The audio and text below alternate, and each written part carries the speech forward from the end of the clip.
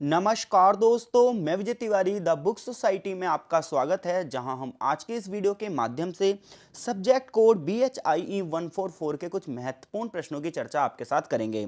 जैसा कि आप सभी जानते हो कि सब्जेक्ट कोड BHIE 144 का जो संबंध है वो भारत में इतिहास लेखन की परंपराओं से है। इस किताब को पढ़ने के बाद हमें यह पता चलता है कि जो भारत का इतिहास लिखा गया है उस लिखने के तरीके क्या थे, वो कौन सी परंपराएं थी जिन्होंने भारतीय इतिहास को प्रभावित किया है।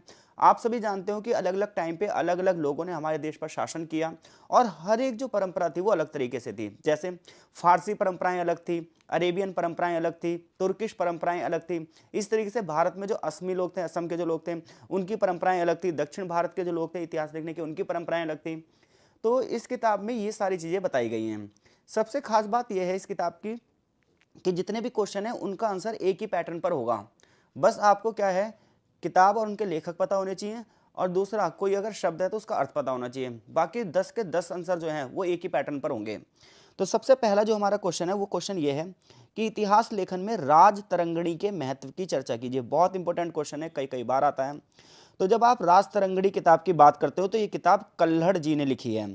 तो एक कवि थे कश्मीर के जिनका नाम था कल्हड़, इन्होंने राज तरंगिणी लिखी है और इस किताब में आपको कश्मीर का इतिहास पता चलेगा। यानी कि अगर आप कश्मीर के इतिहास को जानना चाहते हो तो आपको ये किताब पढ़नी चाहिए। किताब का नाम है राज तरंगिणी। किसने लिखा है? कल्हड़ ने लिखा है। इसमें 12वीं शताब्दी में संस्कृत में लिखा गया था ये ग्रंथ। ये ग्रंथ हमें कश्मीर के राजाओं, उनके शासनकाल के बारे में बताता है, जिससे हमें कश्मीर का जो जीवंत इतिहास है 12वीं शताब्दी का वो पता चलता है।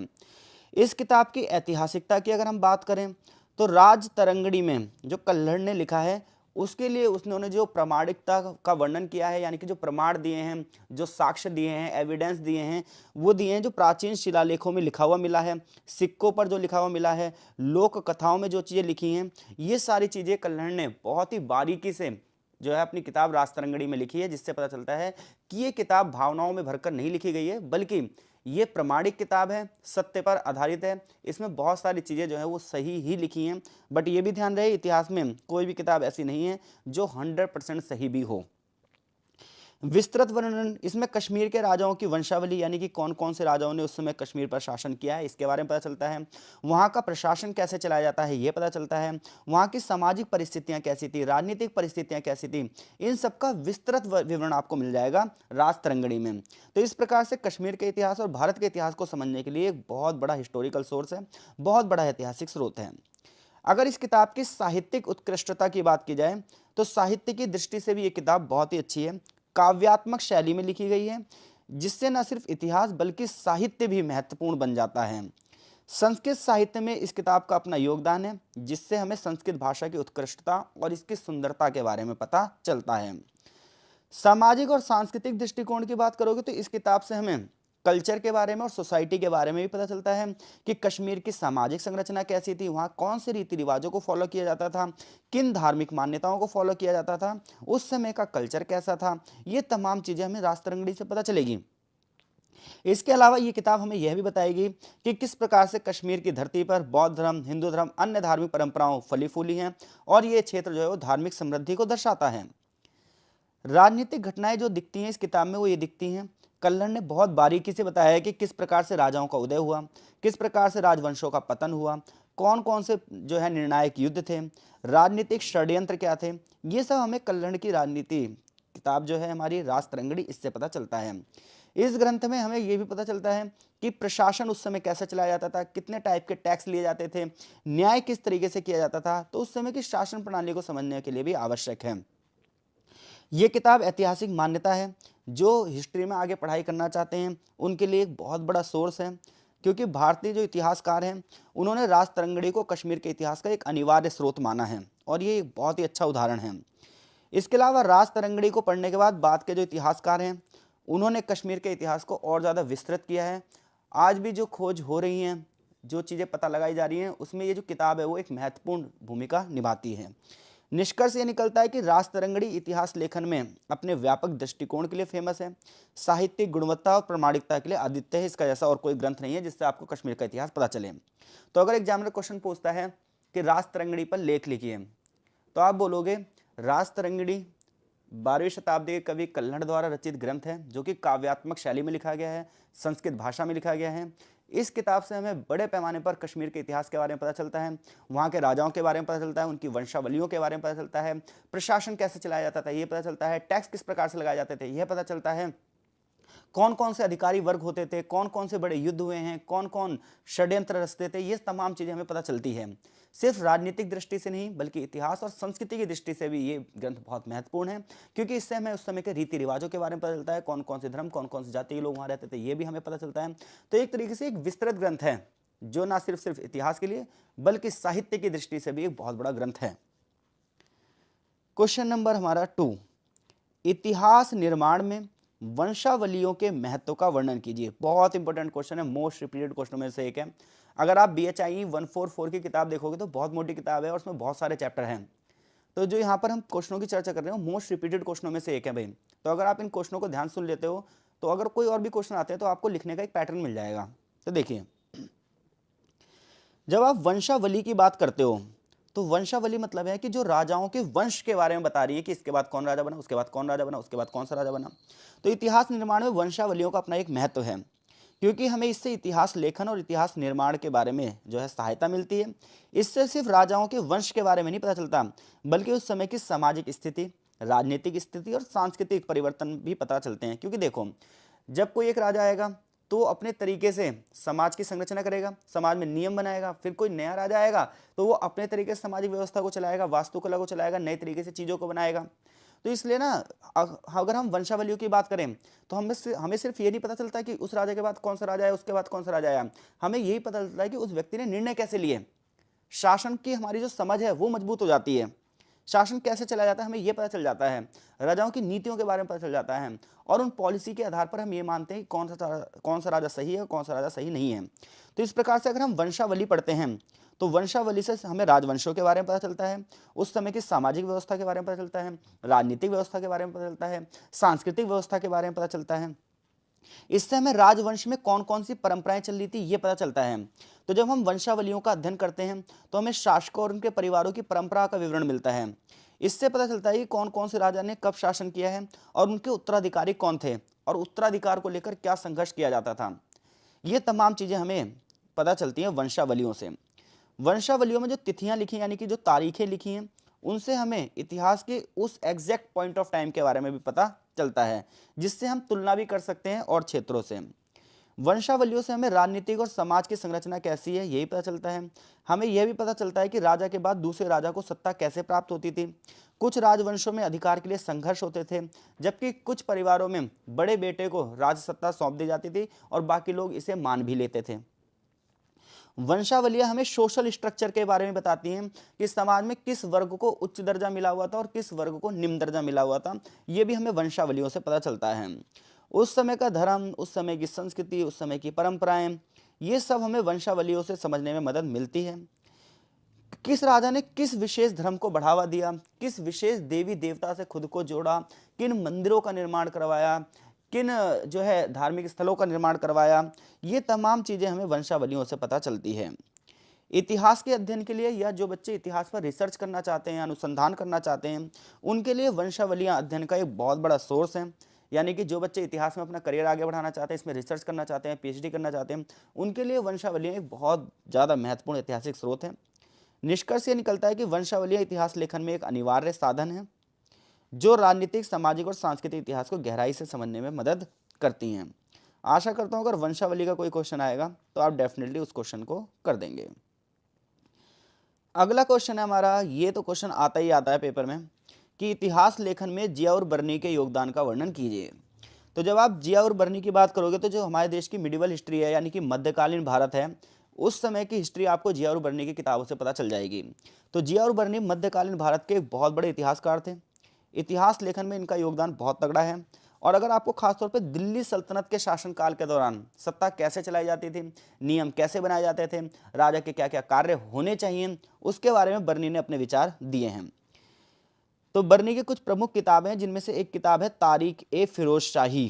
तारीख-ए-फिरोजशाही उनकी सबसे प्रसिद्ध किताब है, जो उन्होंने दिल्ली सुल्तनत में सुल्तानों के शासन का विवरण दिया है।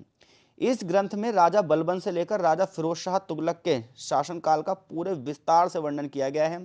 तो अगर आपको 13 सेंचुरी में दिल्ली का इतिहास कैसा था, 14 सेंचुरी में दिल्ली का इतिहास कैसा था, ये जानना चाहते हो आप, तो तारीख फिरोज शाही आपको पढ़नी चाहिए। लेकिन ये भी ध्यान रहे, इस किताब को लिखते वक्त जो है बर्नी ने गलती ये करी है कि कुछ ज़्यादा ही बढ़ा चढ़ाकर चीज़ों को लिखी है ताकि अपने राजा को खुश कर दिया जाए।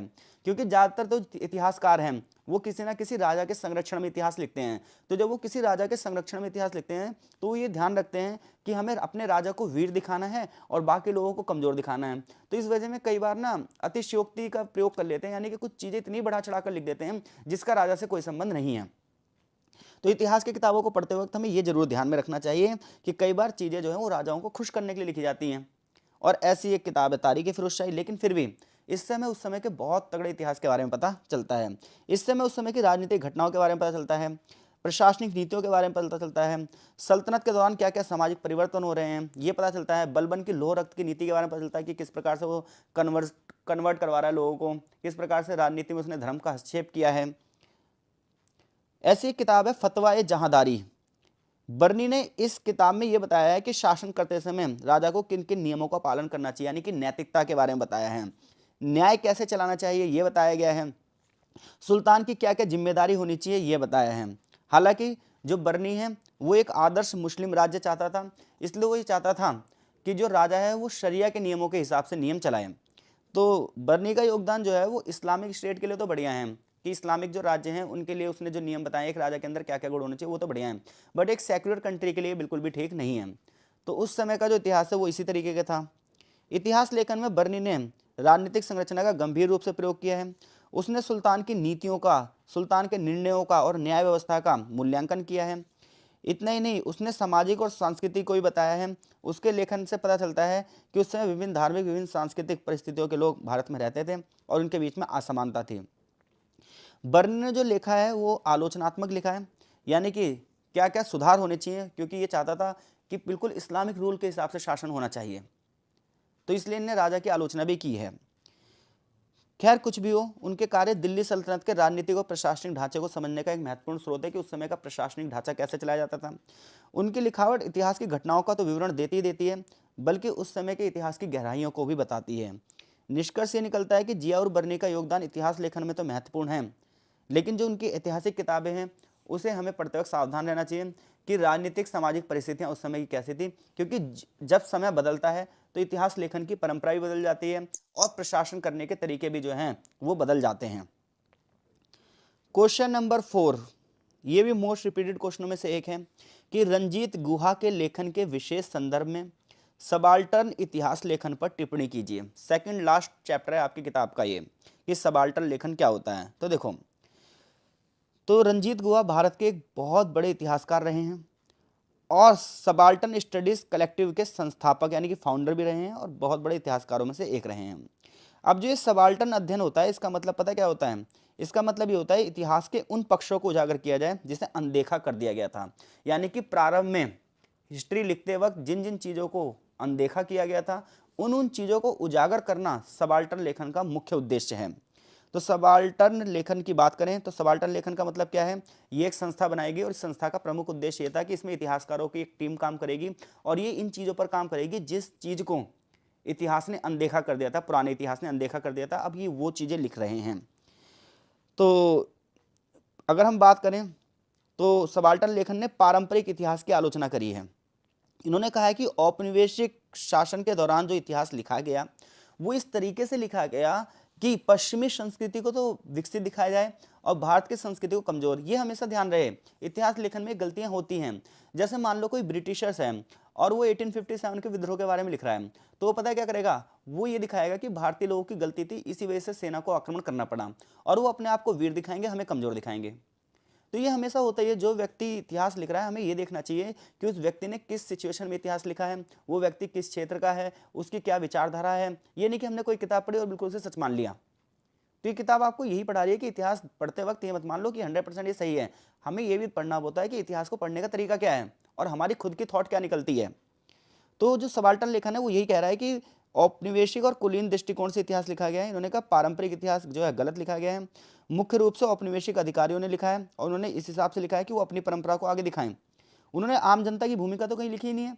प्राचीन काल के इतिहास में राजाओं महाराजाओं के बारे में लिखा हुआ है, शासन व्यवस्था के बारे में लिखा है, आम जनता की भूमिका ही नहीं पता चलती, आम जनता के अनुभव ही नहीं पता चलते, आम जनता राजाओं की नीतियों से खुश भी है या नहीं है ये पता ही नहीं चलता है। तो सबाल्टर्न इतिहास लेखन के सिद्धांत क्या हैं? तो इनका जो सिद्धांत है वो ये है, मुख्य उद्देश्य ये है कि उन समूह की कहानियों को रखा जाए जिनको इतिहास ने हाशिए पर रखा है, यानी कि इतिहास ने अनदेखा किया है।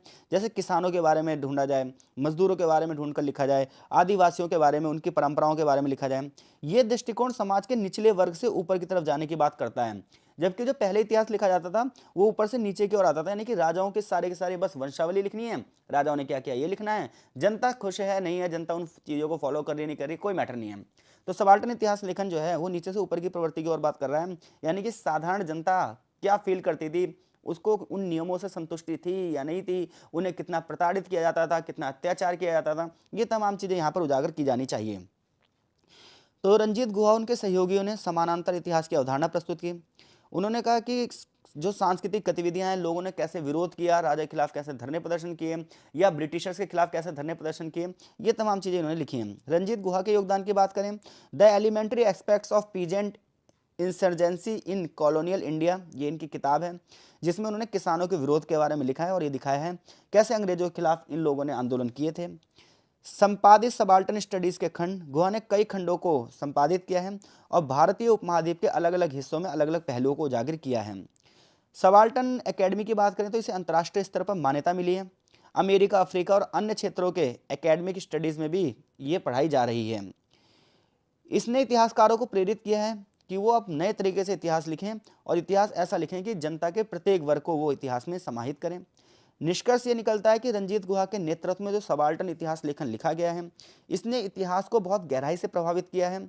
इस दृष्टिकोण ने न केवल इतिहास लेखन की सीमाओं को बढ़ाया है, बल्कि इसे और ज़्यादा लोकतांत्रिक बनाया है, क्योंकि वो इतिहास ही क्या है जो समाज के एक वर्ग को छोड़ दे, वो इतिहास ही क्या है जो सिर्फ समाज के एक वर्ग को ही लिखे। मेन इतिहास तो वो है ना जिसमें समाज के प्रत्येक वर्ग समावेशी हो सके, प्रत्येक वर्ग के बारे में विस्तार से लिखा जा सके। क्वेश्चन नंबर 5 की बात करते हैं। 2 पार्ट में हम ये 10 क्वेश्चन कवर करेंगे, दोनों पार्ट में 5-5 क्वेश्चन पढ़ेंगे हम, ठीक है। तो आज की वीडियो का जो हमारा लास्ट क्वेश्चन है वो ये है कि जो बखर है, बखर ये अतीत को समझने में कैसे सहायक है, उदाहरण से बताओ। तो देखो पहली बात क्या होता है, बखर क्या है हम ये समझ लेते हैं। अब ये जो बखर होता है ना, ये कथात्मक शैली में लिखा गया इतिहास है, यानी कि एक कथा के रूप में लिखा गया इतिहास बखर कहलाता है, जिसका उपयोग भारत में होता आया है। ये मौखिक कथाएं हैं, लोक कथाएं हैं जो अलग अलग क्षेत्र में फेमस हैं। इससे हमें इतिहास की घटनाओं के बारे में, इतिहास की परंपराओं के बारे में, समाज की धरोहर के बारे में पता चलता है, क्योंकि हर क्षेत्र की अपनी कुछ कहानियाँ होती हैं और ये कहानियाँ वहाँ के लोगों की मुँह जवानी होती हैं, क्योंकि उसे इतिहास के पन्नों में बहुत कम जगह मिल पाती है। तो बखर का महत्व क्या है? तो बखर का महत्व यह है कि इससे हमें सामाजिक सांस्कृतिक घटनाओं के बारे में पता चलता है, उस समय का समाज कैसे बना हुआ था, उस समय कौन कौन सी परंपराएं चल रही थी, जीवन के अलग अलग पहलू को समझने में मिलता है। उदाहरण के लिए महाराष्ट्र के जो मराठा साम्राज्य थे उनका इतिहास अगर हम पढ़ना है तो वहाँ के रीति रिवाजों के बारे में जानना है, वहाँ की परंपराओं के बारे में जानना है, तो मराठा साम्राज्य के अगर हम बखर पढ़ते हैं तो हमें पता चलेगा कि वास्तव में वहाँ पर कौन कौन सी नीतियाँ थीं। इसके अलावा बखर जो है वो मौखिक परंपरा का हिस्सा होती है। देखो हर एक कम्युनिटी का कुछ मौखिक इतिहास होता है जो पीढ़ी दर पीढ़ी परंपराओं में चलता रहता है कि हमारे यहाँ के लोगों ने ये किया, हमारे यहाँ के लोगों ने ये किया, तो उन्हीं जब हम लिख रहे हैं तो बखर परंपरा हो गई। अब इससे हमें उन चीज़ों के बारे में पता चलता है जो वास्तव में इतिहास में जगह नहीं बना पाई। जैसे 1947 का जैसे बंटवारा हुआ था, तो बंटवारे में एक तरफ इतिहास एक तरफा लिखा गया, लेकिन वास्तव में जिस घर को पीड़ा महसूस हुई होगी क्या उसका बयान लिखा गया होगा? एक गरीब के घर में जो लोग मारे गए होंगे क्या उनका इतिहास लिखा गया होगा? नहीं, वो सब मौखिक परंपरा में है, वो सब उस गांव के लोग जानते होंगे कि उनके साथ क्या बीती है और वो पीढ़ी दर पीढ़ी उनके लोग जानते होंगे। जब उसे लिखा जाएगा तो बखर परंपरा का इतिहास बन जाएगा। तो बखर व्यक्ति और कम्युनिटी की पहचान बताती हैं, उनके गौरव की कहानियां बताती हैं और इतिहास को आगे बढ़ाती हैं। राजस्थान की बहुत सारी लोक कथाएं जब आप पढ़ोगे तो वहाँ के जो स्थानीय नायक थे उनकी वीरता के बारे में पता चलेगा, क्योंकि बड़े बड़े राजाओं के इतिहास का मतलब ये नहीं कि छोटे राजा वीर नहीं होंगे, उससे उनकी क्षेत्रीय पहचान को बढ़ावा मिलता है। महाराष्ट्र के बखर की बात करेंगे, ये उदाहरण है। तो मराठा साम्राज्य की बखर जैसे शिवाजी सूबेदार की बखर, सतारा की बखर उस समय की राजनीतिक युद्ध शासन के बारे में जानकारी देती हैं। ये कथाएं शिवाजी महाराज और उनके साम्राज्य की स्थापना के बारे में बताती हैं, जिससे हमें मराठा इतिहास के अध्ययन के बारे में पता चलता है। इसी तरह से राजस्थान की पाबूजी बखर, तो पाबू जी की बखर जो है राजस्थान की एक प्रसिद्ध लोक कथा है जिसमें पाबू जी की वीरता के बारे में बताया गया है। ये पाबू जी की कहानी नहीं बल्कि उस समाज की धार्मिक जीवन के बारे में भी बताती है।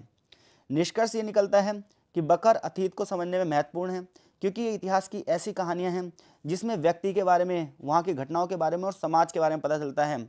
ये न केवल ऐतिहासिक घटनाएं होती हैं बल्कि उस समाज की जीवन शैली क्या है, विचारधारा क्या है, सांस्कृतिक धरोहर क्या है, विरोध क्यों हो रहे हैं, ये तमाम चीज़ें बता रही हैं।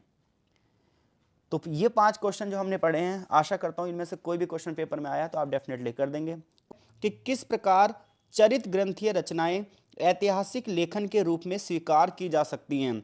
यानी कि जो चरित्र ग्रंथ होते हैं इन्हें इतिहास में किस प्रकार से स्वीकारा जा सकता है। तो देखो, अगर आप प्राचीन भारतीय साहित्य में राजाओं के बारे में, नायकों के बारे में यानी कि योद्धाओं के बारे में और महत्वपूर्ण व्यक्तियों के बारे में जानना चाहते हो तो उसके बारे में जानने के लिए आपको चरित्र ग्रंथों का अध्ययन करना पड़ेगा।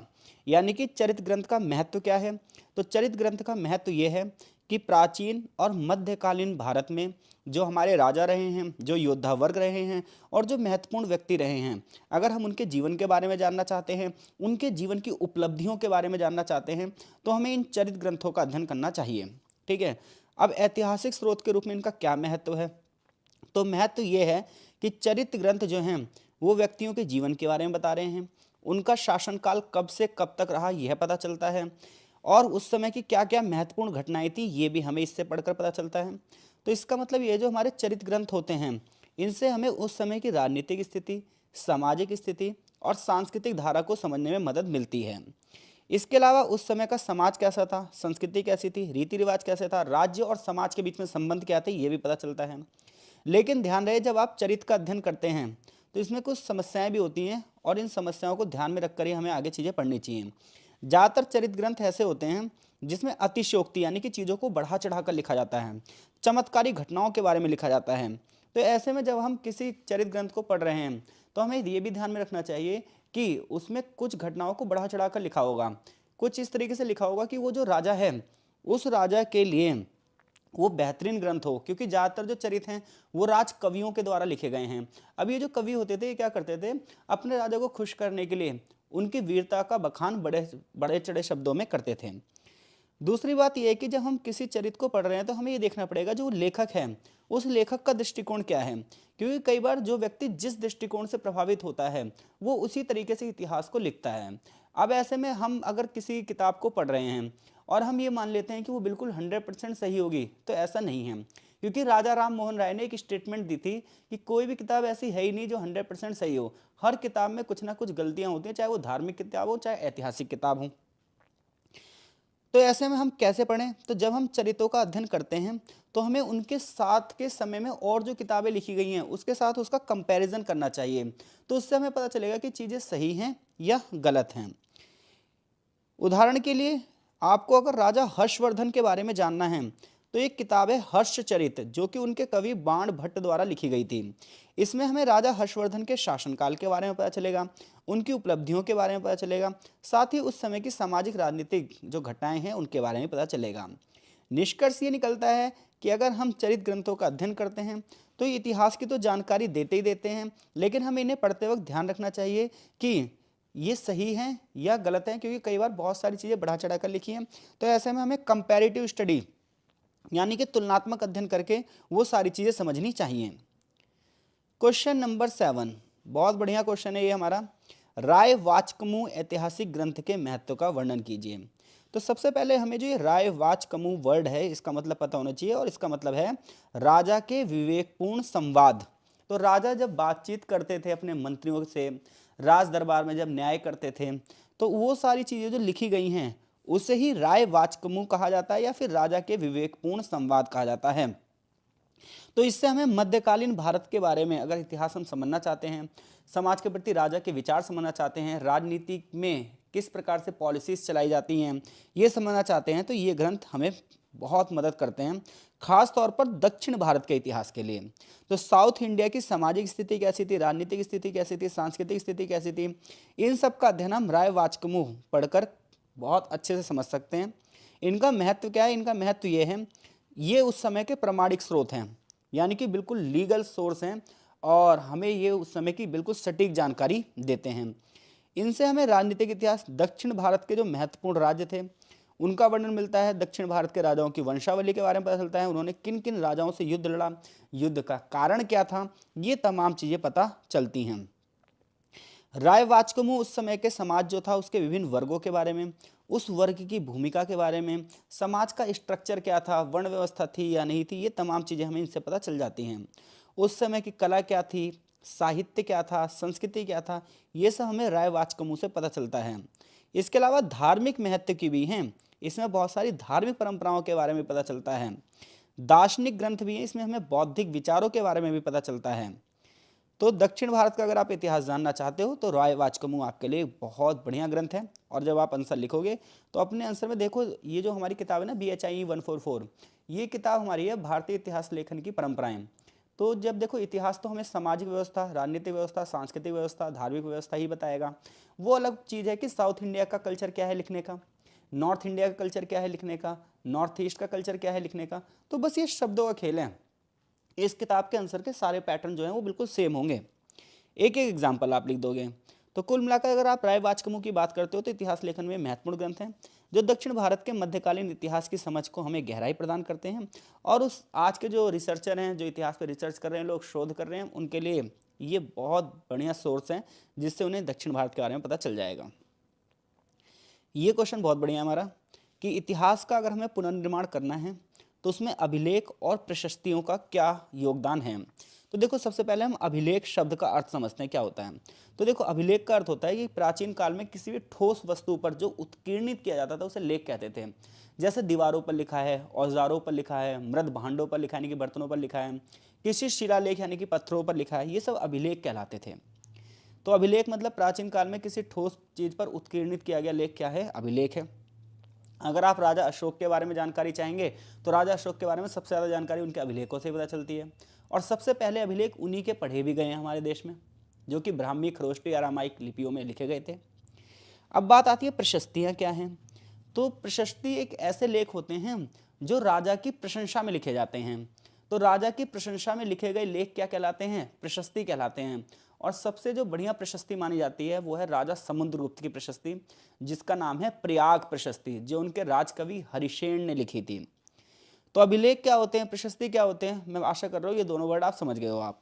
तो अभिलेख और प्रशस्तियाँ प्राचीन काल के इतिहास के पुनर्निर्माण में एक महत्वपूर्ण सोर्स होते हैं, जो हमें उस समय की घटनाओं, उस समय के व्यक्तियों, उस समय के समाज के बारे में जानकारी देते हैं। खास तौर पर राजाओं द्वारा किए गए कार्य, उनकी सीमाएं, इन सब के बारे में हमें जो है अभिलेखों से पता चलता है। और अभिलेख और प्रशस्ति जो है ये प्राथमिक सोर्स होते हैं इतिहास के, यानी कि प्राइमरी सोर्स हैं बिल्कुल। इसके अलावा यानी कि और कोई उस समय की चीज़ ही नहीं है आपको जिससे उससे पता चल पाए। तो आपको एंशियंट इंडिया के बारे में जानना है, प्राचीन काल भारत के बारे में जानना है, तो आपके साथ आपके पास सिर्फ एक ही सोर्स है और वो है अभिलेख। आगे बात करें तो इनसे हमें उस समय के बारे में पता चलता है, महत्वपूर्ण युद्धों के बारे में पता चलता है, किस क्षेत्र के किस क्षेत्र से संबंध थे ये पता चलता है, किन किन चीज़ों का व्यापार होता था, ये तमाम चीज़ें हमें पता चलती हैं। राजाओं और शासन का विवरण मिलता है हमें, वो किस तरीके से शासन चलाते थे, कौन कौन से अधिकारी हैं, इन सब का हमें वर्णन मिलता है। अगर आप सतवाहन राजा के बारे में जानना चाहते हो तो उनके अभिलेख से ही हमें उनकी वंशावलियों के बारे में पता चलता है। अभिलेखों से हमें यह भी पता चलता है कि युद्ध के बाद कैसी संधियां हुई हैं, कौन से समझौते हुए हैं, डिसीजन कैसे लिए गए हैं, सत्ता का संघर्ष कैसा था, ये तमाम चीज़ें हमें अभिलेखों से पता चल जाती हैं। सोशल स्ट्रक्चर, जाति व्यवस्था, ये तमाम चीज़ें भी अभिलेखों से पता चलती हैं। जैसे राजा अशोक ने अपने विचारों को फैलाने के लिए अभिलेखों का सहारा लिया था, जैसे कि उन्होंने धम्म की नीति अपनाई थी। तो राजा अशोक ने जब लास्ट में बौद्ध धर्म अपना लिया था तो उन्होंने अपने धम्म के विचार फैलाए थे। इसमें ये था सदा सत्य बोलना चाहिए, चोरी नहीं करनी चाहिए, हिंसा नहीं करनी चाहिए, गौ हत्या पाप है, ब्राह्मण हत्या पाप है, बड़ों का सम्मान करना चाहिए। ऐसे जो उन्होंने विचार थे, दीन दुखियों की मदद करनी चाहिए, क्षमाशील होना चाहिए, संघर्ष नहीं होने चाहिए। तो उन्होंने ऐसे जो विचार हैं वो अभिलेखों के माध्यम से हर जगह पहुंचाए थे। उस समय की जो आर्थिक गतिविधियां ये भी हमें अभिलेखों से पता चलता है। जैसे भूमिदान, प्रभावती गुप्त ने जो है जब भूमिदान दिया था तो ताम्र प्रशस्तियों यानी कि तांबे की पट्टिकाओं पर लिखा गया था, तो उन्हें अग्रहार कहा जाता था। तो किसको भी भूमिदान दिया जाता था, ब्राह्मणों को भूमिदान दिया जाता था या किसी जो है योद्धा वर्ग को भूमिदान दिया जाता था, तो क्या होता था उसके बारे में जो लिखावट हमें मिली है वो अभिलेखों से ही पता चलता है। व्यापारिक मार्गों, वाणिज्यिक गतिविधियों, आर्थिक संबंधों के बारे में भी जो हमें पता चलता है वो इन अभिलेखों से पता चलता है। अब लेकिन कुछ समस्याएं हैं अभिलेखों के साथ। वो समस्याएं ये हैं कि बहुत सारे अभिलेख ऐसे हैं जिनकी भाषा अभी तक पढ़ी नहीं गई है। जैसे अगर आपको हड़प्पा सभ्यता के बारे में जानना है तो आपको जो है बड़ी दिक्कत हो जाएगी, क्योंकि वो अभी तक लिपि पढ़ी ही नहीं गई है। इवन अशोक के भी अभी 100% अभिलेख पढ़े ही नहीं गए हैं। लेकिन हमें इन अभिलेखों से उस समय की भाषा, लिपि के बारे में पता चलता है, साहित्य के बारे में पता चलता है। तो निष्कर्ष ये बनता है कि अभिलेख और प्रशस्तियों से हमें इतिहास के बारे में पता चलता है, राजनीति, समाज, अर्थव्यवस्था के बारे में पता चलता है। जो मैंने आपको पढ़ाते हुए एग्जाम्पल बोले हैं वो एग्जाम्पल भी लिख देना आप। यहाँ पीडीएफ में मैंने नहीं लिखे हैं, क्योंकि कई बार चीज़ें बहुत ज़्यादा कॉम्प्लिकेटेड हो जाती हैं, टफ हो जाती हैं, तो बच्चे घबरा जाते हैं।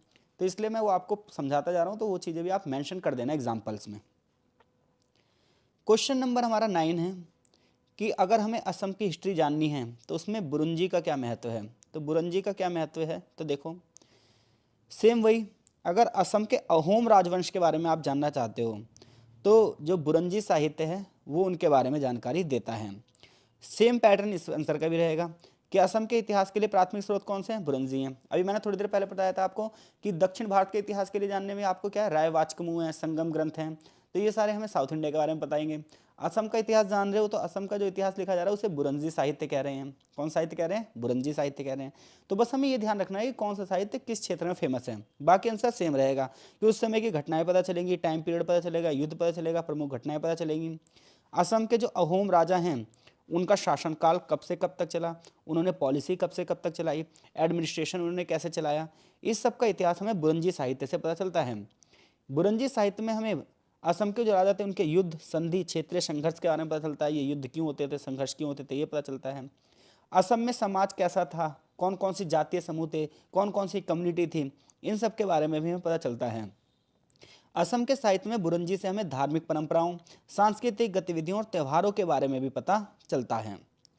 आर्थिक गतिविधियों की बात करोगे तो कृषि कैसी थी, साल में जमीन कितनी बार, कितनी तरीके की खेती की जाती थी, कौन कौन सा व्यापार किया जाता था, ये भी पता चलता है। ज़्यादातर जो बुरंजी हैं वो असमिया भाषा में लिखी गई हैं, जिससे हमें भाषा विज्ञान के बारे में पता चलता है और उनकी साहित्य शैली के बारे में पता चलता है। तो ध्यान रखना, जैसे बुरंजी देखोगे आप, आपको असम के बारे में लिखना है। रायवाचकमू देखोगे वैसे दक्षिण भारत के बारे में लिखना है। संगम वंश, अगर संगम आप पूछेगा तो वो भी क्या है, दक्षिण भारत के बारे में लिखना है। क्लियर है। अगर वो चरित पूछेगा तो हर्षचरित के उत्तर भारत, कश्मीर के बारे में लिखना है। वंशावलियाँ पूछेगा तो वो आपको पूरे ऑल ओवर इंडिया के बारे में बताना है। तो इस तरीके से ना क्वेश्चन बनते हैं ये। क्वेश्चन नंबर जो 10 है, बहुत बढ़िया क्वेश्चन है, लास्ट क्वेश्चन है हमारा ये, कि इतिहास लेखन में अबुल फजल का क्या योगदान था। तो अबुल फजल राजा अकबर के दरबार के इतिहासकार थे और उनके नवरत्नों में से शामिल थे। इन्होंने राजा अकबर के कहने पर एक किताब लिखी थी, अकबरनामा, और इस अकबरनामा के 3 भाग थे और तीसरे का नाम था आईने अकबरी, जिससे हमें मुगल काल के बारे में बहुत सारी जानकारी मिलती है। क्वेश्चन हमसे पूछा गया कि अबुल फजल का योगदान बताओ। तो अबुल फजल बहुत बढ़िया बंदे थे, ये कट्टरपंथ से नफरत करते थे, यानी कि उन्होंने कट्टरपंथी जो मुसलमान थे उनका विरोध किया था, खुद मुस्लिम होकर भी। तो जो विद्वान होता है वो कट्टर कभी भी नहीं होता। तो अबुल फजल मुगल सम्राट अकबर के दरबार में प्रमुख विद्वानों में से एक थे और भारत के इतिहास लेखन में उन्होंने एक बहुत बड़ा योगदान दिया है। उनका काम न केवल मुगल प्रशासन को समझने में सहायक है, बल्कि उस समय की अर्थव्यवस्था बहुत अच्छे से पता चलती है इस किताब को पढ़कर। कौन सी, आईने अकबरी। तो अबुल फजल की ने ये जो रचना करी थी आईने अकबरी की, ये हमें अकबर के शासनकाल के प्रशासन के बारे में बता रही है, साम्राज्य की प्रशासनिक व्यवस्था के बारे में बता रही है, टैक्स सिस्टम के बारे में बताती है, सेना का ऑर्गेनाइजेशन कैसे काम करता था ये बता रही है। किताब जो है वो 3 भागों में बटी है, जिससे हमें प्रशासनिक, राजनीतिक और सांस्कृतिक जीवन के बारे में पता चलता है। अकबरनामा का ही भाग था वो आईने अकबरी, जिससे हमें अकबर के जीवन और शासनकाल के बारे में पता चलता है। अबुल फजल ने किताब में फैक्ट पर बहुत ध्यान दिया है कि कैसे भी करके फैक्ट बिल्कुल सही होने चाहिए। इसके लिए उन्होंने एरिया के सर्वे करवाए हैं, किस एरिया से कितनी उपज होती है, ऐसे उन्होंने वहाँ से डाटा इकट्ठे किए हैं, कहाँ से कितना कर लिया जाता है वो डाटा इकट्ठे किए हैं, किस क्षेत्र में किस जाति के लोग रहते हैं, किस धर्म के लोग रह रहे हैं, ऐसे उन्होंने बहुत सारे डाटा इकट्ठे किए हैं। यानी कि यहाँ पर इतिहास जो लेखन हुआ अबुल फजल के टाइम पर वो फैक्ट बेस पर शुरू हुआ, अनुमानों के आधार पर नहीं, फैक्ट बेस पर। और सबसे बड़ी बात यह कि अबुल फजल ने जो इतिहास लिखा है उन्होंने सिर्फ राजाओं को कवर नहीं किया है, बल्कि साधारण जनता को भी कवर करने की कोशिश की है। विभिन्न वर्ग, व्यापार, कला, धर्म सभी का उल्लेख उन्होंने किया है। इसके अलावा अबुल फजल जो है उन्होंने धार्मिक सहिष्णुता को बढ़ावा दिया है। अकबर की धार्मिक नीतियों और उनके धर्म दीन इलाही के प्रयासों का वर्णन किया है। सभी धर्मों का समान सम्मान किया है इन्होंने। उनके कार्यों में अकबर की दरबार की कला कैसी थी, साहित्य कैसा था, सांस्कृतिक गतिविधियां कैसी थी, ये सब हमें समझने में मदद मिलती है। टैक्स सिस्टम कैसा था, ये तमाम चीज़ें हमें अबुल फजल के जो है किताब पढ़कर पता चलती हैं।